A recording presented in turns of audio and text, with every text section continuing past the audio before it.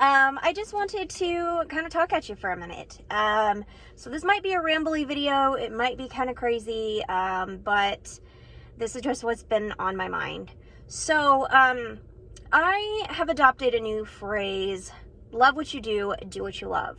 I know a lot of people say that. I am trying to get to where I mean it.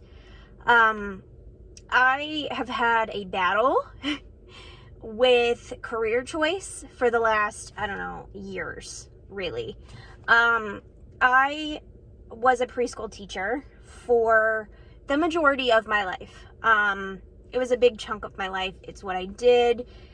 It's who my identity was tied into. I had done it since I got out of high school. I loved it, or so I thought. But it is an industry that is take a big hit. It did take a big hit during COVID. And it's just kind of spun into something. It did spin into something that I wasn't happy in. But yet I kept pushing year after year after year, thinking I had to do it. And that I was meant to be a teacher. I had to be a teacher. That was it. I would leave. I would come back. I would switch jobs a lot, trying to find what I wanted. And it was draining me. I was burnt out and I was just done. So I have made the decision to get completely out of the field and do something completely different for a while and see if I'm happy somewhere else, doing something else. And it was a hard decision to make, and now I feel like, what do I do? I've been in that position for a long time now. Like, if I am not a teacher, what am I? But I have many hobbies. My true crime passion comes from a deeper place, and it's something that I truly, truly love to do. It is a hobby right now, but I truly love doing it. I love filming, I love editing, I love writing the stories. I get very passionate about certain stories, and I just go all in. So here's my new rules for myself this year and beyond. I have been, you guys know, if you follow me, I'm the biggest Brandon Varus fan. He's a YouTuber. It's comedy, completely different from what I do, but he talks a lot about the YouTube process and working for YouTube, doing all of that. And one of his biggest things is trying to avoid burnout, and the longevity in content creation. And he gets a lot of his stuff from Gary Vee.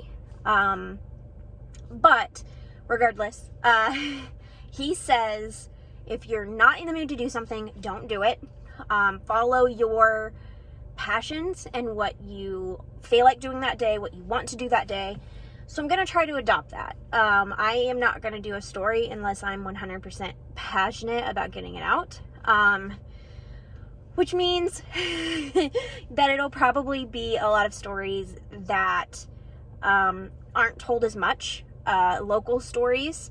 There is plenty and plenty and plenty of videos on this app about Ted Bundy and about, all of the famous cases. So unless I'm extremely passionate about telling it in a different way, I probably will not cover those cases.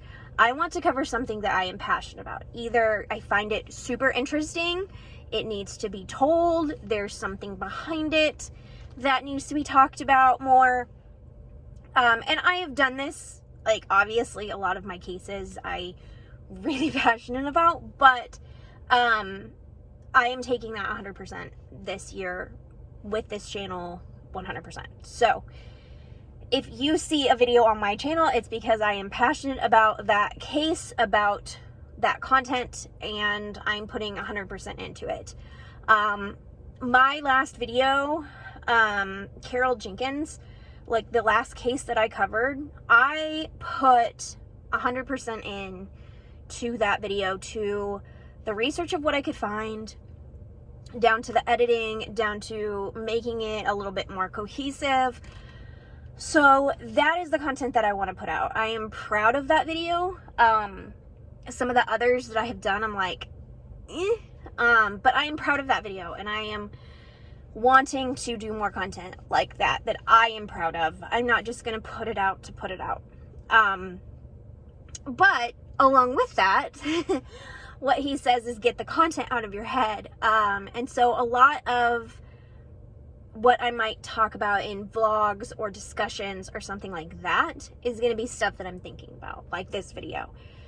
But it's not going to be a case. I'm going to put my whole 100% into the cases that I do. This stuff is filler. It's getting comfortable with the camera. It's getting comfortable with my audience. It's raising questions to you that is like, do I feel happy in my career? Do I want to make changes? Do I want to do something different with my life? And that stuff's important too, as well as getting it out of my brain so I'm not stuck in a place. Does that make sense? Like, he talks a lot about being stuck on certain things, and you just got to get it out.